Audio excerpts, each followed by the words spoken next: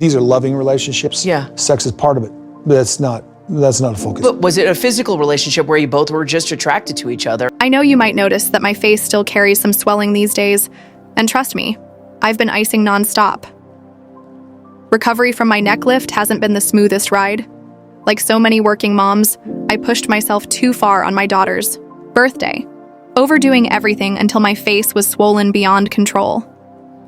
Now I'm just trying to pull it all back together, listening to my doctor who, thankfully, told me to rest and not rush to an emergency room. So here I am, resting, icing, and still stepping into my studio, which, lucky for me, is right inside my home. With just a few steps, I can sit down and spill thoughts about sister wives. I don't even know if today's video will lean toward humor or snark, but the updates I've seen on social media from the OG3, Meri, Janelle, and Christine, have been begging for attention. These women have been busy, not once mentioning Kody, and that silence feels like a dagger to his ego. So let's dive into the latest with the OG3, because there's a lot to uncover. Welcome back, everyone. It's Sarah here, and let's be honest. Kody Brown loves to whine that all his ex-wives ever do is sit around and complain about him. But the truth? These days, the original 3 women from his past marriages are thriving, busy, and focused on their own lives, completely separate from his shadow. Isn't that the very nightmare Kody has always feared? He doesn't want to be ignored. He doesn't want to be forgotten. Yet here we are, watching Meri, Janelle, and Christine shine without him. For this update, let's take it one wife at a time, starting with Meri. Meri and her best friend Jen have been unstoppable these past few weeks, posting videos full of banter, inside jokes, and sharp humor. They've turned casual content into a performance, bouncing off each other like seasoned entertainers. At times, it feels like they're teasing the idea of a podcast, though right now it's just social media clips. Still, their chemistry is undeniable. They laugh, they joke, and they don't hold back. Whether it's cheeky comments about bras, underwear, or the kind of innuendo that leaves viewers half laughing, half blushing. Their friendship is alive, unapologetic, and very public, showing a side of Meri that fans haven't always seen. And honestly, it's refreshing. A best friend should think you're the funniest person in the room, and Jen clearly does that for Meri. But behind all the laughter, there's an undercurrent that fans can't help but notice. If Meri and Jen were to launch a real podcast, even if it had nothing to do with sister wives, the cracks would eventually show, and the truth about her past life with Kody would slip through. We've seen it happen before. When Maddie briefly tried her hand at a podcast, she swore it wasn't about family drama, but fans still walked away with new pieces of tea. That's the nature of living under the public eye. No matter what the topic, the truth leaks out. So, when I watch Meri and Jen laughing together, I can't help but hope they'll take it further. Imagine them committing to a real show, a weekly podcast full of raw conversations. They could talk about anything, life, friendship, business, and yet, at some point, the walls would come down, and we'd hear Meri open up in ways she's never dared before. She's already shown us glimpses, like when she went on Tamron, Hall's talk show, openly talking about her struggles. That moment alone proved that Meri has more to say than she ever did while standing silently behind Kody. Watching her now, surrounded by friends who let her laugh, joke, and be her full self, I can't help but think she's finally ready to let her truth spill into the world. Okay, you are having this pain about me leaving. That's a you thing. That's yours to carry. That's not mine. And I think Meri has always been the one you could sense was holding back, the one who seemed to carry a library of untold stories in her eyes. It's why so many fans, myself included, keep hoping she will finally let it all out. The surface-level humor with Jen is fun, yes, but you can feel it. Meri is itching to tell all. She doesn't just want to play at being cheeky and sarcastic online. She wants the world to know her truth, to speak it aloud without fear, without editing, without Kody's shadow looming over her. That's why so many of us are practically begging her to take this little act she and Jen have started and turn it into a real podcast. Imagine it, a weekly space where Meri isn't being silenced, isn't worried about who might get offended, but is simply herself. The stories, the little secrets, the observations, fans would eat it up. And you can almost feel that she wants it, even if she hasn't fully admitted it yet. She's at the edge of a cliff, ready to take that leap. But for now, she's just testing how the wind feels. But while Meri toys with the idea of breaking free through storytelling, Janelle has already started carving her independence through a completely different path. She doesn't need a stage or a microphone or a Tamron Hall interview to make her voice heard. Janelle speaks in a quieter, steadier way, through her work, her lifestyle, her unapologetic embrace of simplicity. And nowhere is that clearer than in her recent posts about Kody Farms. One of the posts that went viral among her followers wasn't glamorous at all. It wasn't her dressed up at an event or showing off something extravagant. It was Janelle bragging that she was in her pajamas by 5 in the evening. To outsiders, it might seem like nothing, but to those of us who have watched her story unfold for years, it was everything. It was freedom. It was relatability. It was proof that she has no desire to chase the chaos that once defined her life. With Kody, instead, she's embracing the small joys, the comfort of home, the rhythm of her own schedule, the peace of being with her children and grandchildren. Janelle has always been the wife viewers found most relatable, and this moment only reinforced it. She is us. She is the mom who throws on PJs early, cracks open a Diet Coke, and sighs with relief at the end of the day. She is proof that strength doesn't always need to be loud. Sometimes it's found in the quiet. Still, Janelle is more than just a relatable figure. She's also proving herself to be savvy, resourceful, and surprisingly entrepreneurial. Her Janelle Says t-shirt line has been more than just a cute side project. It's a statement, a rebellion, and a very public way of reclaiming her narrative. Fans love buying shirts with the very phrases Kody once used to belittle or mock, twisting his own words into profit and empowerment. Every shirt sold is a reminder that while Kody may have tried to control the story, Janelle has found a way to flip it back on him. It's brilliant, it's biting, and fans can't get enough. Some might say that Kody still finds a way to live, rent-free in their lives, but I'd argue the opposite. Janelle is taking back the power by turning his words into her currency. And then there's Kody Farms, the project that could become her lasting legacy. Back in September of 2024, Janelle, her daughter Madison, and Madison's husband Caleb announced their dream: to take a piece of land in North Carolina and turn it into a flourishing flower farm. It wasn't just a business idea, it was a vision for a future where they could live, work, and grow together as a family.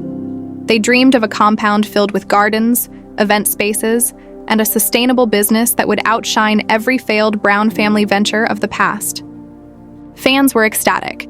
They wanted to believe in it, and they showed that belief by supporting it right from the start. Shirts sold out. Aprons disappeared quickly. And when they offered a Father's Day grill bundle, it was such a hit that even casual viewers of Sister Wives wanted in. For once, it seemed like a Brown family venture might actually succeed. But if you followed this family for any length of time, you know that with every ambitious dream comes a mountain of hurdles. For months, people began asking, where is the flower farm? What's happening with the land? Where are the houses? The gardens? The events? On social media, fans weren't being cruel. They were genuinely curious, but their questions carried an edge of skepticism. After all, the Browns were notorious for launching big ideas and never following through. Coyote Pass stands as a monument to dreams deferred. So when updates on Kody Farms slowed down, people started to worry. Was this another cart before the horse situation? Was Janelle walking the same doomed path she had once walked with Kody? To their credit, Maddie and Janelle didn't hide. They acknowledged the bumps in the road. Permits had caused delays. Construction was slower than they hoped. And in the meantime, they cleared space in Maddie's backyard to start planting flower beds. It wasn't the sweeping vision they had, painted at first, but it was something. It was a start. And more importantly, it showed determination. This wasn't about throwing up their hands when things got hard. This was about adapting, pivoting, and keeping the faith alive. A few days ago, Kody Farms finally gave fans the update they had been waiting for. In a Q&A on Instagram, they admitted that predicting Mother Nature and navigating government red tape wasn't easy. But for the first time, they gave a timeline. They expect to welcome the public by the summer of 2026. It's still a year away, but it's concrete. It's something fans can circle on their calendars, something that makes the dream feel real. And when asked about home building, Maddie confirmed that plans were moving forward, that the land was being cleared, that the beds were being mapped. It's not instant gratification, but it's progress. And progress for this family is revolutionary. Watching this unfold, it's impossible not to draw a sharp contrast between Janelle's determination and Kody and Robyn's failures. Coyote Pass has been sitting, stagnant, for years. The land that was supposed to be a symbol of unity became nothing more than a battleground of resentment and broken promises. Robyn and Kody still hold it, still talk about it, but nothing happens. Meanwhile, Janelle and Meri are quietly putting in the work, building something with heart and vision, something that doesn't rely on empty promises or television checks. The symbolism is striking. While Kody clings to the ashes of the past, his ex-wives are planting seeds for the future. And fans have noticed, the support for Teta Farms has been overwhelming, not just in terms of sales, but in spirit. People want this to succeed because they see it as justice. It's not just about flowers, it's about proving that the women Kody underestimated and dismissed are capable of building empires of their own. It's about seeing Janelle, who was once painted as the practical, work-focused wife, finally pour her energy into something that reflects her values and independence. It's about rooting for Meri, a second-generation Brown, to break the cycle of failed projects and actually create something sustainable. The aesthetic of Teta Farms branding has also struck a chord. It's minimalist, clean, and modern. Everything the chaos of Sister Wives never was. The crisp visuals, the soft tones, the grounded messaging, it feels intentional. It feels like a new chapter. When you scroll through their posts, you don't feel the dysfunction of the Brown household. You feel hope. You feel calm. You feel possibility. And that's something fans desperately want to cling to. Of course, there are still doubters. There are always people who roll their eyes, who assume the farm will never come to fruition, who predict another flop. But Janelle's supporters drown them out. They remind the critics that success doesn't always come overnight. They argue that unlike Kody, Janelle has never been one to make excuses or chase pipe dreams. She's steady, she's grounded, and if anyone can make this happen, it's her. In the broader picture, Teta Farms represents more than just a business. It's a symbol of the divorce era for the OG3. It's a metaphor for growth, resilience, and independence.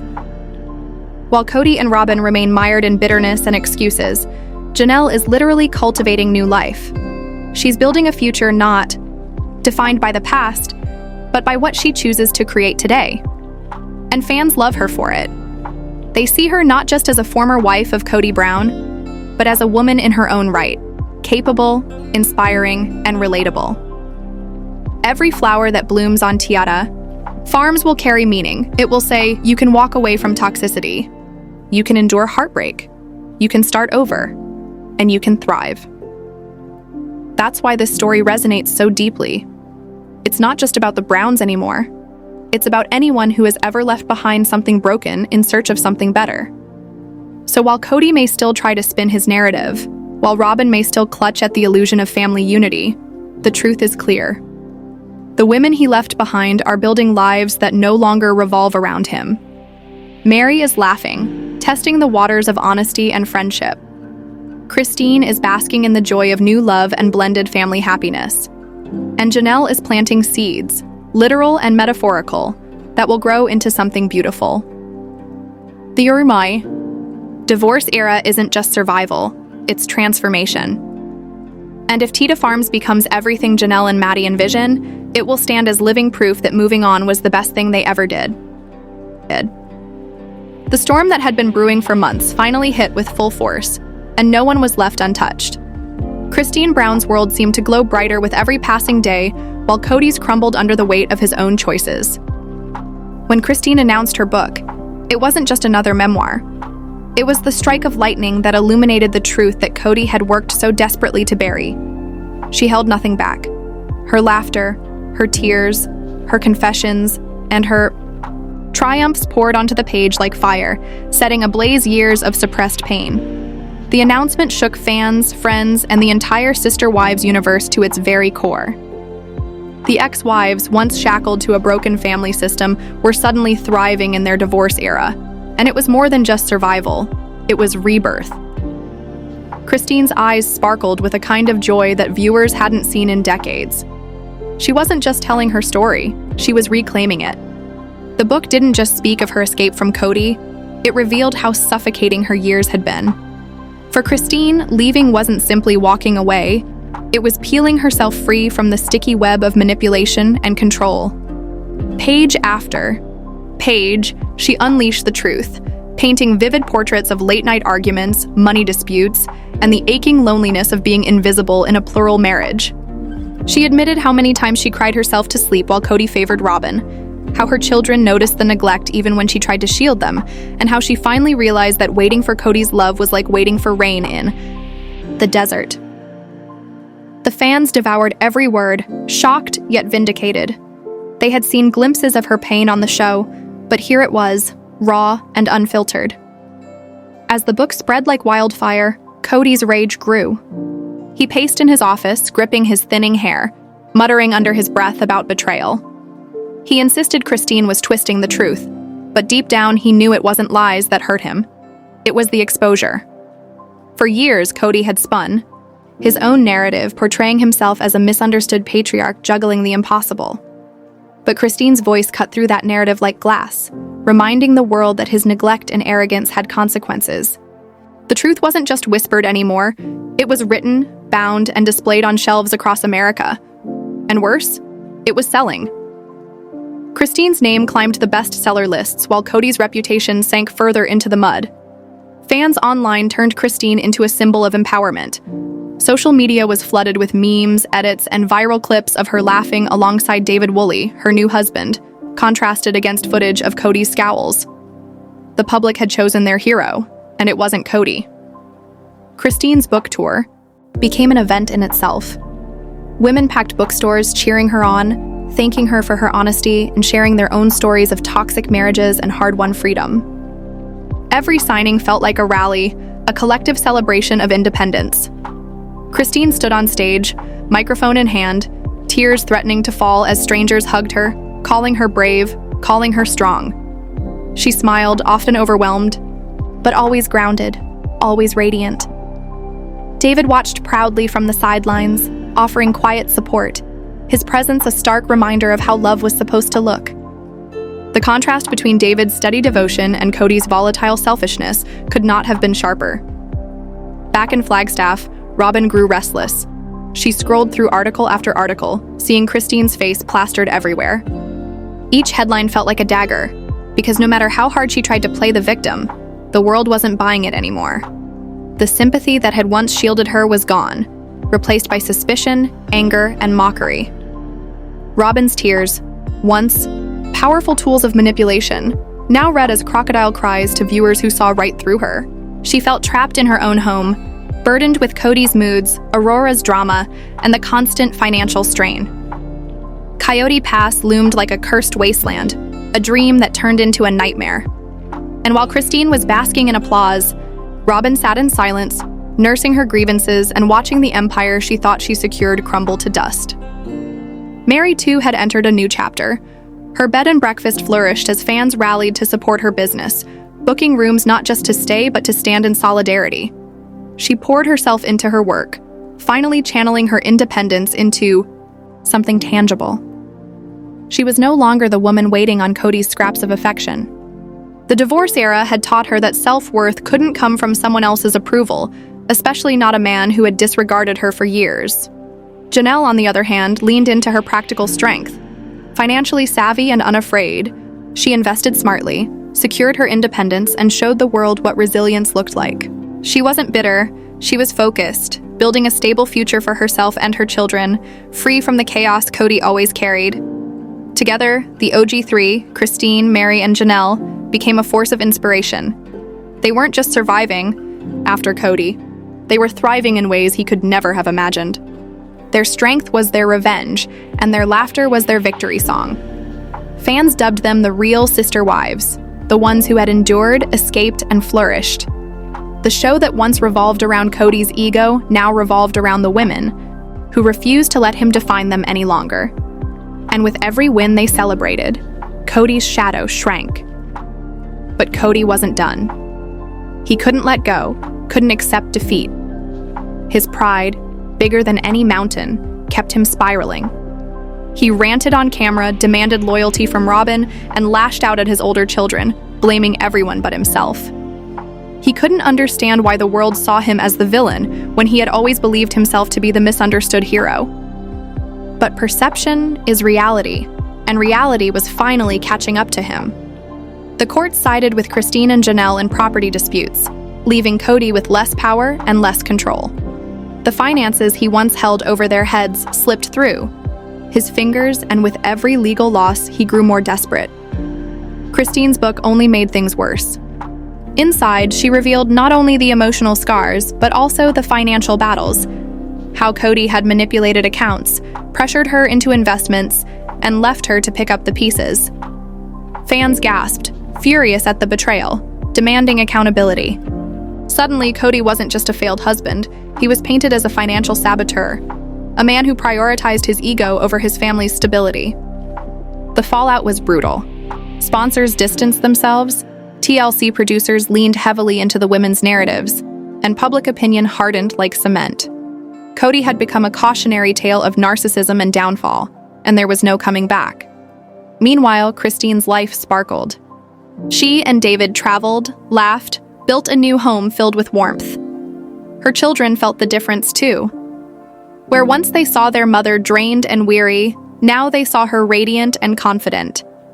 They thrived under her new happiness, celebrating milestones without the tension of their father's neglect.